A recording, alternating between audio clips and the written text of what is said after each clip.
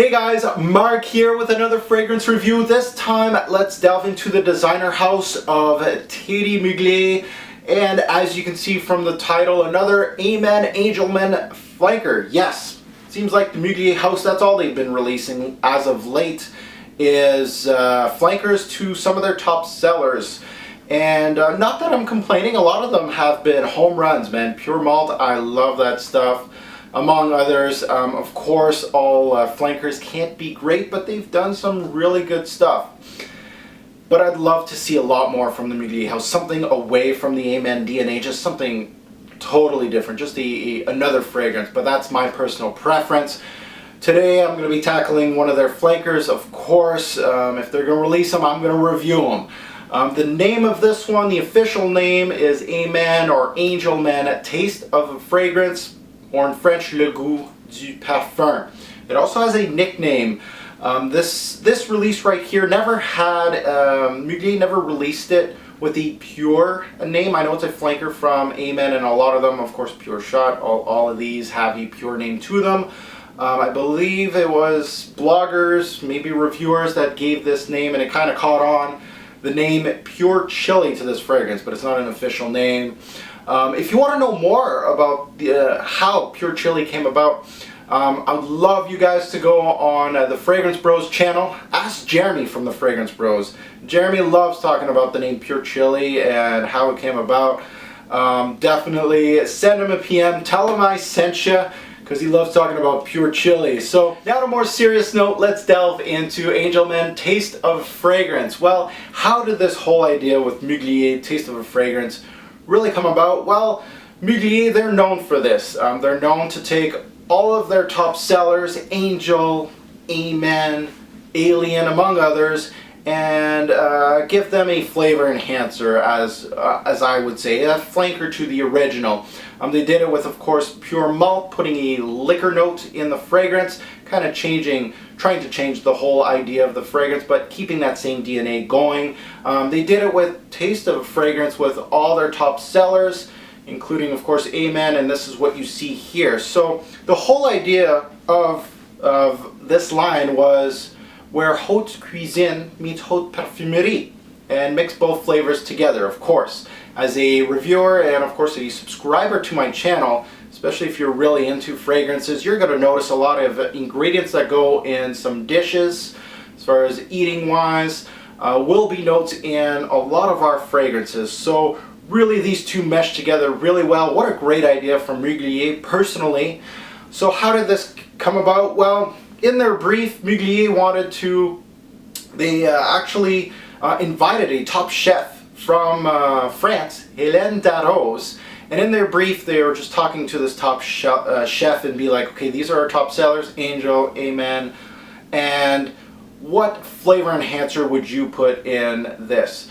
It's just like a top chef trying to revamp a dish of some sort and try to put one or two ingredients in it, and voila, you got a brand new dish.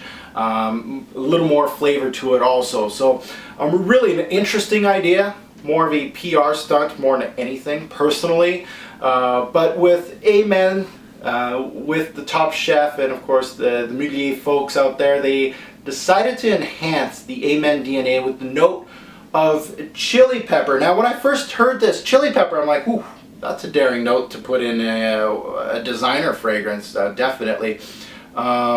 For spicy fragrances, as far as the chili note or pimento in a fragrance, really haven't sold really well on the market. I can think of a recent designer release, just recent, a hot water from Davidoff, flopped.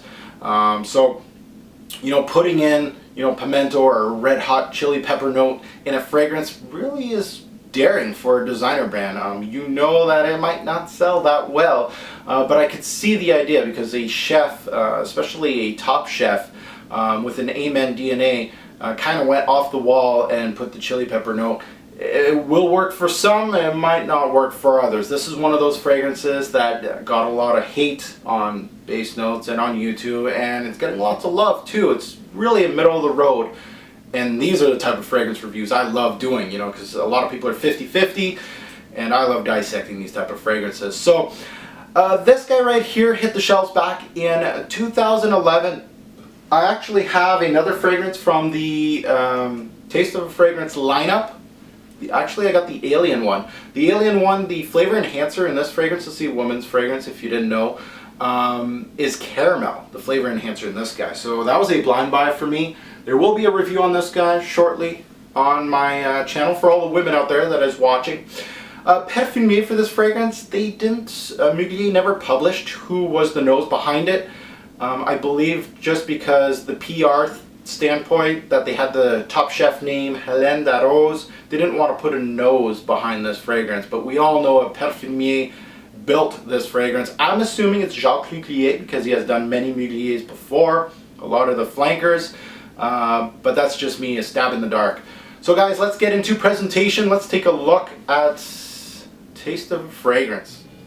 Now let's take a look at presentation. Taste of a Fragrance comes in one bottle size only. What you see here is what you're going to get, a 3.4 ounce bottle. Retail pricing could vary from $70 to $90 American retail to purchase this fragrance. Again, shop around. I've seen this fragrance sold really cheap. It was actually initially sold as a $90 fragrance. It is an eau de toilette. And a lot of the backlash for this fragrance is because of that $90 sticker tag. Pure Malt and all of these other flankers before this one were all sold at $70. This one jumped up 20 bucks, and a lot of people just didn't feel it was worth the extra 20 bucks from all the other flankers. So a lot of people just looked away from this one. I believe Mugler said that this was a limited edition, but I did check online today, and it has all the Mugler flankers on the TM website. That includes Pure Malt, Pure Havane, and this one. This one, of course, is $89 or $90 to purchase it. So it's still online, but again, shop around. You can find this one at a huge discount. So let's take a look at the presentation. As you can see here, right here, all Mugler fragrances come with this little note. I'm not going to take a look at it. We've seen it all before. The box itself, a little difference. We got that chili pepper note. We got this embossed. Amen. Le goût du parfum, Thierry Mugler, eau de toilette, magnified with hot chili pepper paste. 100 mils. You got that Taste of a Fragrance logo right there with, of course, the fork and the knife. You got a story in the back. We got some more here, and that's it. Now let's take a look at the bottle. Same stuff. Red star. You got the rubber flask, and that's it. You got your code at the bottom, and of course sprayer. You got that little mist going. These sprayers always good, bad. Works for me. Let's get to the review of Teal. Now my favorite part of every review, sniffing the fragrance, letting you guys know from all my testing, let you guys know all that information, and I'll give you, hopefully, as a consumer, enough information to let you guys know if you want to purchase this fragrance or not. So let's go split screen. Beside me, as you can see, all the notes of Taste of Fragrance. Major notes in this fragrance, of course, I'm looking at the red pepper. You gotta come out. If it's the centerpiece of the fragrance, we gotta have it. The red pepper. We got, of course, the cedar in this. Comes out a little bit more. We got the vanilla, the tonka, and of course the coffee note in this fragrance. So let's get into it. What do I smell from Taste of a Fragrance? Let's give it a couple sprays here on my hand. I just want to remind myself of this introduction. Some love it, some hate it. Let's see what I sniff out. Now from very first sniff, you can tell that this is a Mugler Amen creation. If you've smelled only Angel Men, Amen, or you smelled the whole line, the whole Pure line, there's no mistaking this Amen DNA that comes out of every one of their fragrances, including this one. You get that green patchouli. You got that gourmand backbone to this fragrance also. If you blinded me right now, sprayed this on my hand, I would tell you right away it's a Mugler Amen creation. I wouldn't say that it's Amen per se, but I know it's a flanker, a little different DNA, but it still has that unmistakable patchouli gourmand backbone. Front and center, I've read this a few times that there's a cherry note in this fragrance right off the bat. Never got it. until I overspray it a little bit. When I overspray a little bit on this one, you get a soft cherry vibe that tones down quite a bit, quite quickly, but you do get it. And then, of course, that cherry goes away, and you get that pepper note. Now, the pepper note is front and center of this whole introduction of this fragrance. It's going to be the central note of this fragrance. It really gives this Amen flanker a much needed change to the Amen DNA for me. It gives it a spicy vibe, really different, especially on the market today. This is very, very different, really nice actually. Spices usually isn't a popular seller as far as designer brands go, and I applaud any brand that rolls the dice with this kind of blend. Really, they have big balls releasing this stuff. This pepper is mixed with the coffee note.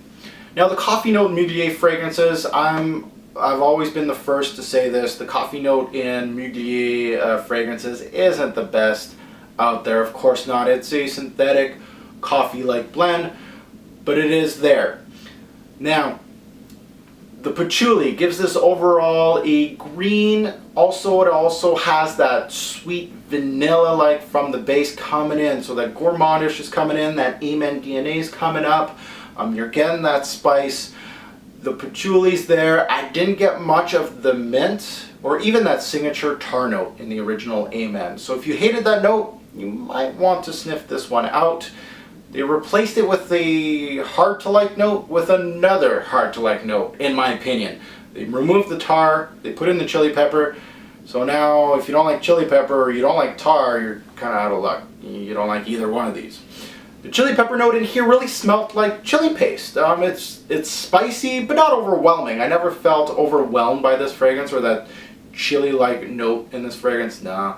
As some get the mix of chili paste with the coffee that mixes in a smell kind of licorice-like. That of course that cherry kind of helps out. I can see where these people come from when I really look for it, but honestly when I'm wearing this fragrance I'm not thinking licorice, I'm thinking chili and I'm thinking coffee and I'm thinking gourmand all the way. The coffee note in here isn't the most authentic coffee bean in a fragrance, but it works. Mixed with the chili peppers gives you such an original idea. The chili in most wearings was fleeting. It made its presence known and soon after left my skin to reveal the dry down on most wearings. But on some wearings it kept pushing, so you're going to smell it again in the dry down. Which is something I invite in tons of fragrances. I want to see, give me different ideas on different wearings on certain, it might be a little warmer, it might be a little cooler, it might be just being inside or outside. Kind of changes the whole vibe of the fragrance, and this one it did. The chili pepper note either was really fleeting or it stayed around, which was awesome. The heat in here could be a little too much heat in the kitchen for some. I could see a lot of people that don't like spice notes. This might be a little too much heat in the kitchen for you. To me, it never felt overwhelming. And sometimes I wanted them to actually turn up the volume. Give me more spice. Make me sweat a little bit. Now let's get into the dry down. Now looking into the heart and the base of this fragrance, like I said in the introduction, the chili pepper note in this fragrance, once it dries down, the chili pepper note most times dried down really quickly here. It was not in your face, it was more in the backbone once it dries down. And then in some wearings it really blended really well with the gourmandish idea of the Amen DNA, the gourmandish Amen DNA with a little bit of spice running through it. Really, really nice.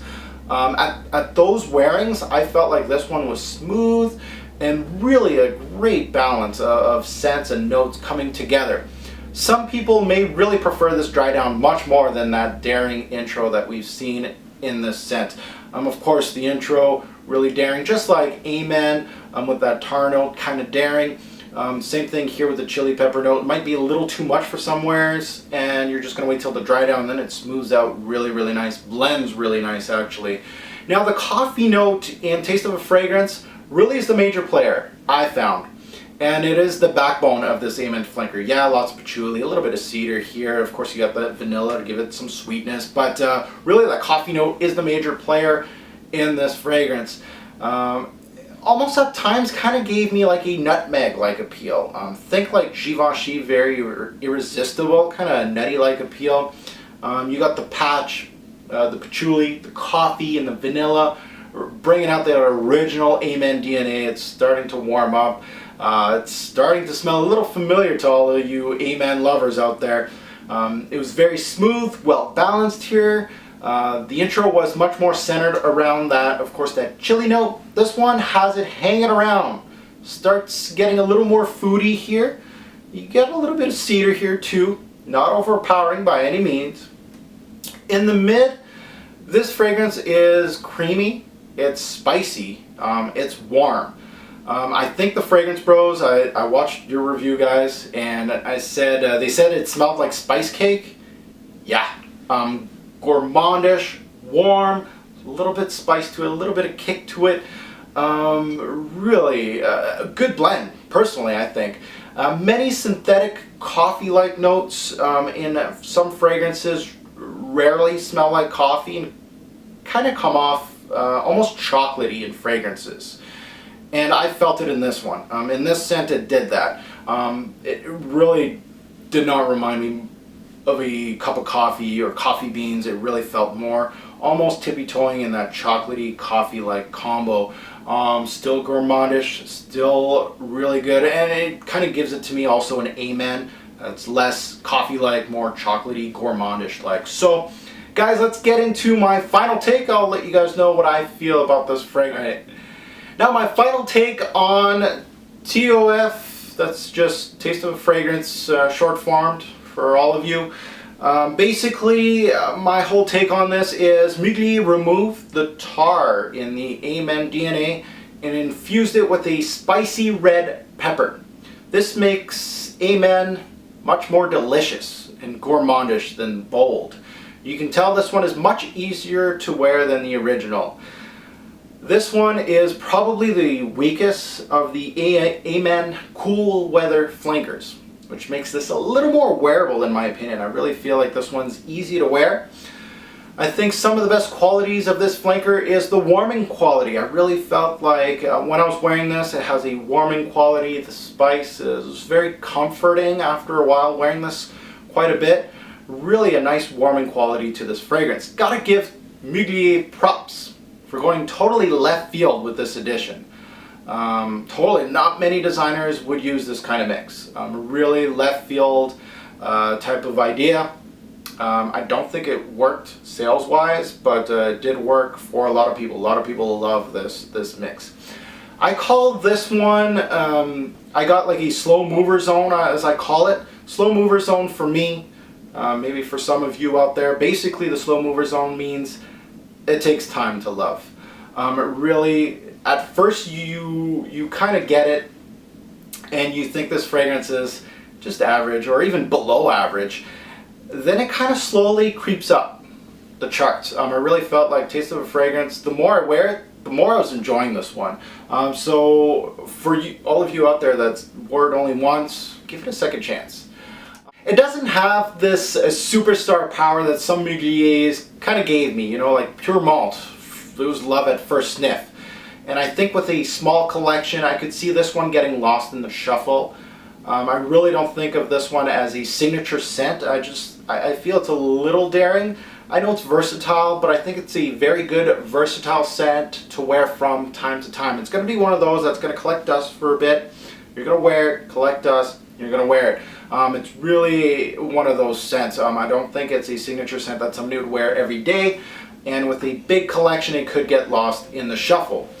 This is probably not something I'd recommend as a first buy from the line. Obviously not. But I feel for a collector or someone who appreciates the whole line, this one is definitely worth a sniff. Now let's go into the bad. Why would you hate this fragrance? Why would you dislike it or not purchase it? The spicy hit at the start. You can't miss it, and it will turn some people off of this fragrance. Linear, this fragrance doesn't have much movement going on. Not daring enough for some. On the other side of the coin, some people were looking for Mugler for another, home run with this fragrance. This might not be daring enough. Maybe some people wanted the spice turned up a bit. Really not daring enough. And of course, last but not least, not a good mix. This is a daring mix, going with the Amen DNA and a chili pepper note. It's not going to work for everybody. Now, awards on my channel. TOF never made a top 10 or top 20 list on my channel. Group, this is an Oriental Woody fragrance. Recommended age, almost everybody can wear this. I think this is more of a 20 and up type of fragrance. How many sprays and where? What worked best for me? 1 on the chest, 2 on the arms, and 2 on the neck. 5 sprays and I'm set. Seasons, fall, winter, spring nights, and here's a surprise for you. Cooler summer nights. 2 spritz. Works like a charm. It just gives you those cooler summer nights. This stuff is awesome. Works like a charm. Bottles. Fragrances that have this kind of same type of DNA. I'm looking for fragrances that have pimento, pink pepper in them. Artisan's Piment Brûlant. Awesome. Fragrance. Has that spicy kick if you're looking for it. Hot Water by Davidoff. Saks Fifth Avenue for him. Also has that pimento note. Spice Bombs got that pink pepper note by Victor and Rolf. Really all spice-like fragrances that you might like if you like this one. Best time to wear this fragrance? Nighttime, of course. A date? Yeah, why not? Go daring. Casual. I also wear this one daily during really cold days. No problem there. Compliment factor. This one was high enough. It's not a pure malt. It's not a pure malt. But as far as compliment factor, wife was 50-50 with me. Some wearings, I think I wore too much sometimes, and she was like, that ain't working. And then other times she's like, wow, that's nice. 50-50 on this one. So compliment factor from other people. Nobody really asked me the name of this fragrance, wanting to have this fragrance. Never did when I was wearing it. So middle of the road. Now my 2 cents on TOF. This is a worthy flanker to the Amen DNA. It's something a little different from the brand. Of course, they're not all home runs, but I think they did a good job with this. Really unique blend. I like the spice in it. I like it.